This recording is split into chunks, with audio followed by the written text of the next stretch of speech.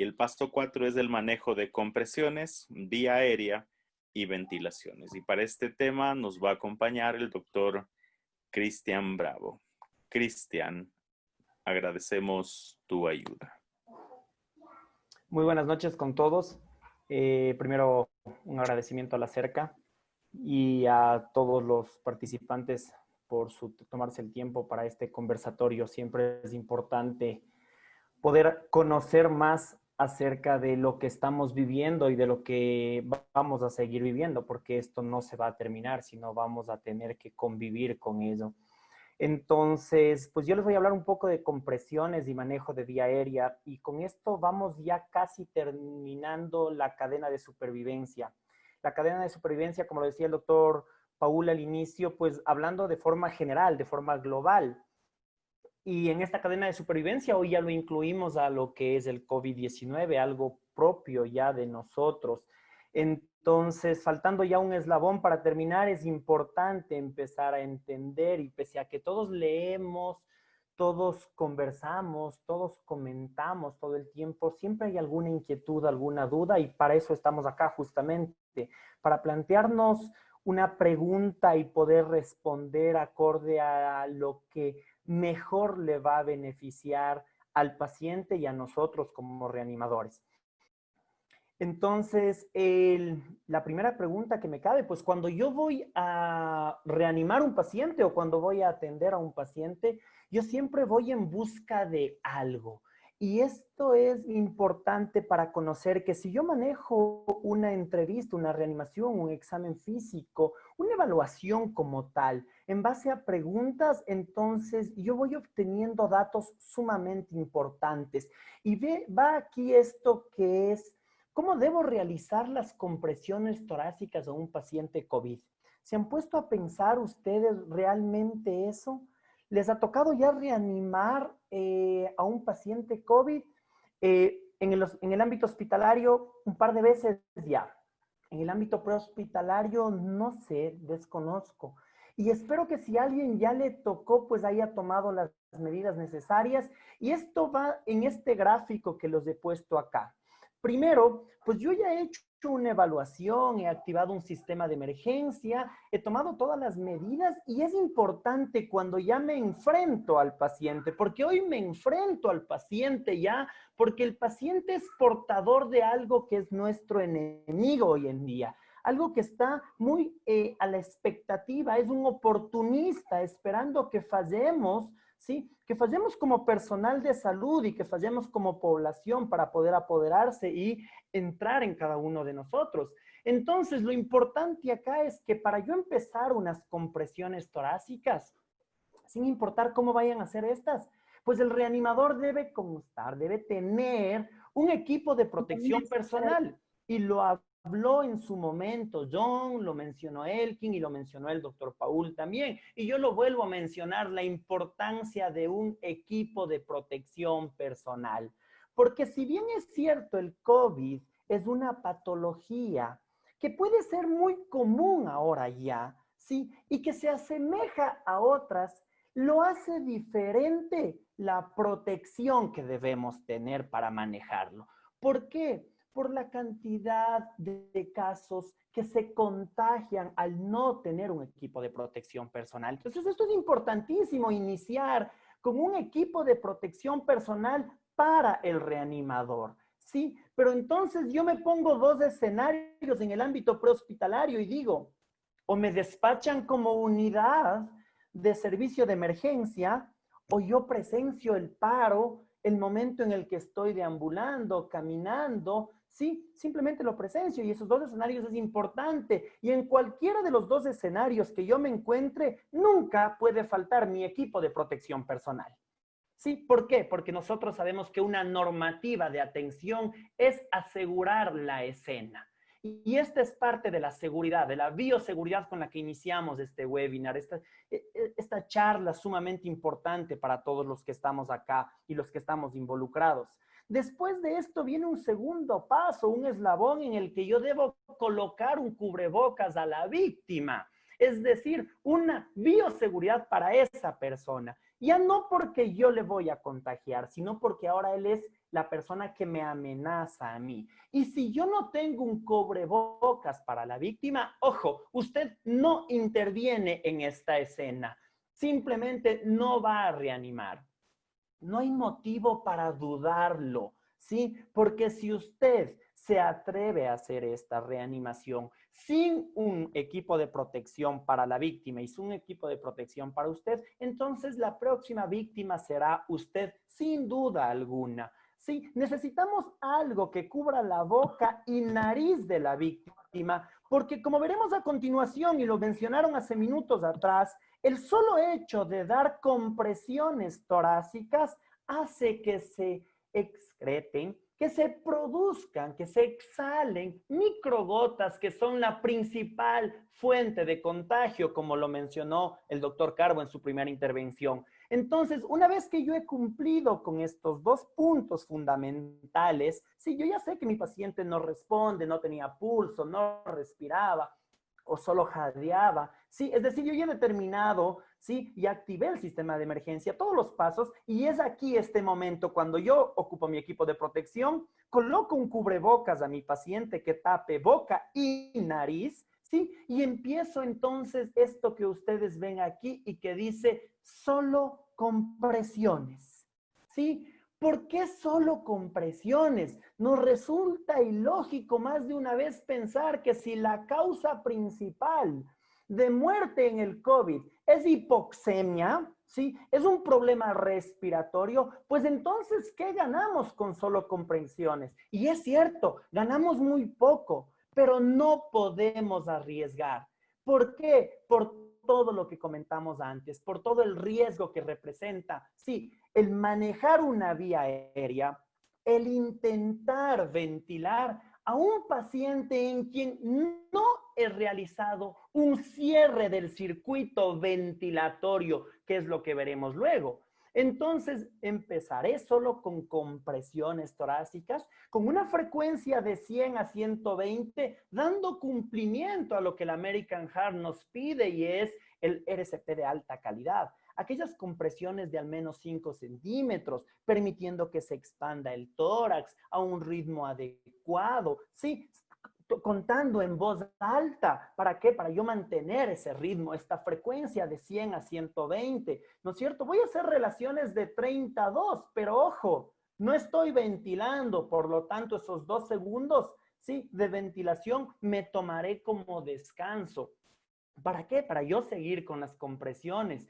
Y lo fundamental, ¿sí? Lo que hablaban también es priorizar la desfibrilación. Esto es sumamente importante. Cuando yo hablo de priorizar la desfibrilación, entonces es una indicación de que yo sí puedo interrumpir un RCP, sí puedo interrumpir una compresión torácica, pero solo por este motivo. Caso contrario, recuerde que otro de los objetivos de un RCP de alta calidad es disminuir las interrupciones y en este caso voy a manejar solo compresiones. No hablamos de ventilaciones. Entonces, ¿cómo debo realizar las compresiones torácicas? Paso 1, debo realizar las compresiones torácicas siempre y cuando yo esté protegido, siempre y cuando yo esté con un equipo de protección personal y cuando a mi víctima lo haya logrado cubrir su boca y su nariz. Solo así, solo así, inicio las compresiones torácicas. Entonces viene ahora mi segunda pregunta. Este gráfico ilustra de que ¿por qué? ¿Por qué es solo compresiones cuando las ventilaciones son básicamente importantes? Exactamente, porque sabemos que cuando damos 30 compresiones por minuto, ¿sí? Nosotros estamos permitiendo un flujo sanguíneo cerebral, que es uno de los principales y el principal órgano en verse afectado ante casos de hipoxemia. 4 minutos tarda para tener lesión cerebral hipoxémica, ¿sí?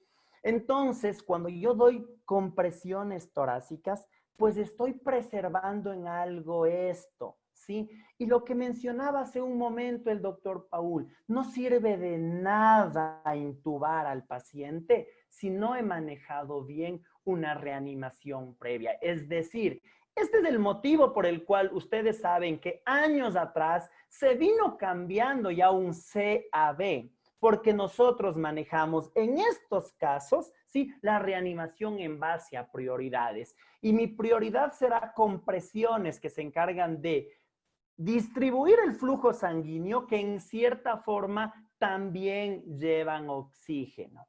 Pero hay medidas que nos ayudan a reemplazar, ¿sí?, la parte de la ventilación. ¿Cómo vamos a reemplazarlo? Entonces dice, ¿cómo yo manejo la vía aérea de un paciente COVID? Pues el escenario ideal es, dale un clic. El escenario ideal es esto. Ya, listo. Nosotros vivimos, sí, aquí lo vivimos en el ambiente intrahospitalario, pero lastimosamente no todos vivimos en el ambiente hospitalario. Y también me atrevo a decir que no todo ambiente intrahospitalario es el ambiente ideal. Pero lo que quiero decir con este gráfico es que para nosotros manejar la vía aérea en un paciente, lo ideal sería manejarlo, sí, con un equipo de protección personal, que el paciente mantenga un cubrebocas hasta el momento exacto en el que nosotros vamos a intubarlo o a manejar su vía aérea. Puede ser con un dispositivo supraglótico que va bastante bien, ¿sí? Pero lo ideal es manejar un videolaringoscopio. ¿Y por qué un videolaringoscopio? Porque hoy en día el videolaringoscopio se asemeja mucho a dispositivos supraglóticos. ¿Cuál es la ventaja de estos dispositivos supraglóticos y del videolaringoscopio en la parte intrahospitalaria? Pues la ventaja son dos. La primera, no necesito tener una experticia en el manejo de la vía aérea. Y la segunda, no tengo que estar cara a cara con la vía aérea, sino al mantener una distancia prudente con mi equipo de protección, manejamos la intubación endotraqueal o manejamos la vía aérea con un tubo supraglótico. La mascarilla laringia de última generación van muy bien, ¿sí? Entonces, así es como nosotros vamos a manejar. Pero, ¿qué sucede cuando esto no lo puedo hacer? Dale un clic, por favor. Cuando yo no puedo hacer esto, voy al escenario prehospitalario, y el escenario prehospitalario, hay que ser sinceros, en nuestra realidad todavía es limitado. Sí, yo espero, y no espero, yo pienso que Elkin nos puede luego retroalimentar, y a lo mejor también en Colombia, pues todavía está limitado, ¿sí? Entonces, cuando hablamos de limitación, quiere decir que no voy a tener todos los equipos necesarios, ¿sí? Empezando por un equipo de bioseguridad y más aún con un equipo de instrumentación, de insumos en el que yo puedo manejar una vía aérea. Por tal motivo, si tengo un paciente en paro extrahospitalario, yo no manejo la vía aérea, pero sí puedo reemplazar cuando tengo esto. Dale un clic, por favor. Este equipo que ustedes ven acá, pues este equipo les debe parecer familiar, aunque está un poco más grande, ¿sí? Y es porque hemos hecho adaptaciones como todo lo que nos ha tocado en esta pandemia, porque nadie conocíamos de COVID-19, porque nunca antes habíamos tenido una pandemia que nos ataque así de fuerte y que nos coja tan desprevenidos. Por lo tanto, todo implementado, todo improvisamos. Y es así que hoy utilizamos este equipo, que no es más que el dispositivo de bolsa, de una bolsa conectado a la mascarilla por medio de un filtro EPA. ¿Y cuál es este filtro EPA? El filtro que utilizamos nosotros en ventilación mecánica en los hospitales. Este me ayuda a mantener en cierta forma la emanación del virus.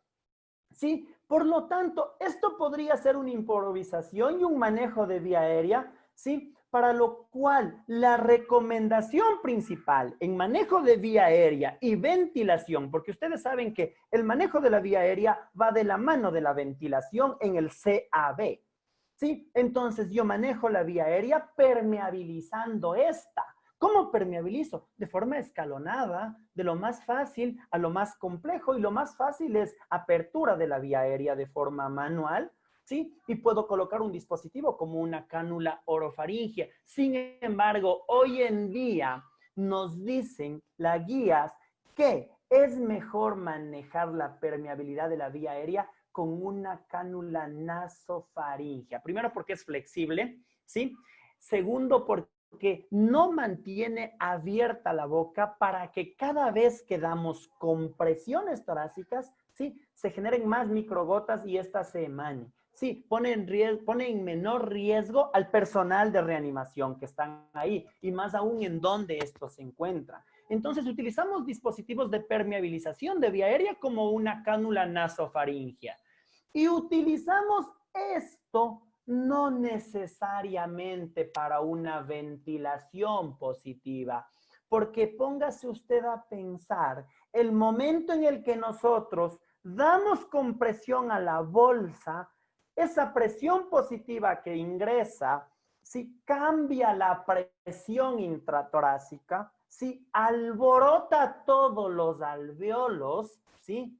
Y exhala. Si bien es cierto, este filtro va a permitir que no haya una salida, pues siempre habrá algo que logre escaparse, ¿sí? Entonces, nosotros utilizamos este dispositivo, ¿sí? Que también podemos, en caso de no tener, puede ser utilizado con esto que ustedes ven acá.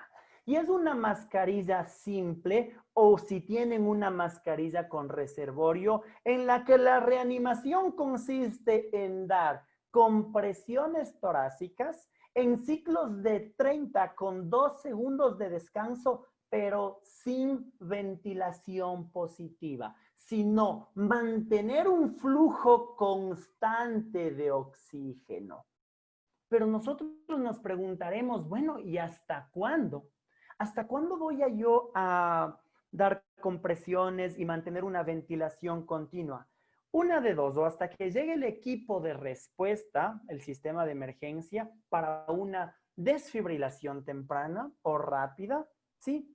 O la otra en paros no presenciados, ¿sí? Y sin una respuesta durante 30 minutos máximo, nos dicen las guías europeas, también nos habla la American Heart. ¿Y por qué nos dicen 30 minutos? Porque sabemos que pasado los 30 minutos, ¿sí? El daño, la secuela que deja la hipoxemia es muy grande. Es muy, muy grande. Y como nos enfrentamos a algo muy grande, a algo que todavía nos es desconocido, no podemos seguir poniendo en riesgo, ¿sí? Entonces, ¿cuál es el objetivo? ¿Cuál es el aprendizaje, el comentario a esto? Pues vamos a dar RCP de forma en el ámbito prehospitalario. Sí, sí vamos a dar RCP cuando tengamos un paciente. Y si es un paciente COVID, no, esto vamos a utilizar a todo paciente, porque hoy en día todo paciente que no tenga causa establecida de paro cardíaco, ¿sí? Será COVID para nosotros hasta que se demuestre lo contrario, ¿sí? Por tal motivo, daremos con un equipo de protección personal adecuado para mí como reanimador. Mantendremos un cubrebocas y nariz para la víctima. Empezaremos la reanimación con compresiones de alta calidad, cumpliendo estas características, ¿sí? Y mantendremos una de dos las opciones. O no damos ventilaciones, ¿sí? O la otra, mantenemos un flujo continuo de oxígeno con estos dispositivos de oxigenoterapia o con un dispositivo de bolsa mascarilla con un filtro EPA. Esas son las recomendaciones para lo que es la compresión y ventilación. Pues después de esto que viene, la desfibrilación, o pasado un tiempo, el parar la reanimación y declarar la muerte de esta víctima. ¿Sí? Es eso lo que yo tenía que hablarles. Son dos cosas muy puntuales. Y pues, adelante, Marco, la siguiente. Y pues, pasaríamos para que luego poder responder las preguntas que se han generado junto con el resto de compañeros. Gracias. Hasta el punto 5. Gracias por el descole. No, por eso decía luego de desfibrilación. Sí, el punto 5 es importante. Hagamos un resumen en este punto. El punto 1, no se olvide bioseguridad, equipo de protección personal. El otro nombre es equipo de protección individual. El segundo punto, la bioseguridad suya, pero también coloque seguridad, bioseguridad a su paciente. Súper importante que eso suceda. El punto 2, evalúe bien al paciente. Él quien justo nos comentaba que la evaluación empieza en el radio despacho. Es decir, la persona que tiene la llamada, mientras nos envía para poder atender la emergencia, ya debe ayudarnos con información de posible tema COVID. Es algo que es muy, muy relevante. El punto 3, obviamente, es realizar una adecuada atención de emergencia, una adecuada activación del código de emergencia, llevar al hospital adecuado a donde nuestro paciente pueda recibir la atención concreta y además con el equipo adecuado y con las medidas de seguridad adecuadas para evitar contaminación para el personal de salud y todo su entorno. Me encantó una frase de Elkin: no se lleve el trabajo a la casa. Hoy por hoy, dejemos nuestras prendas en donde hay que dejarlas y no las llevemos a casa. Y el punto 4, que Cristian lo ha explicado muy bien, el manejo de compresiones y ventilaciones de la manera ya encomendada.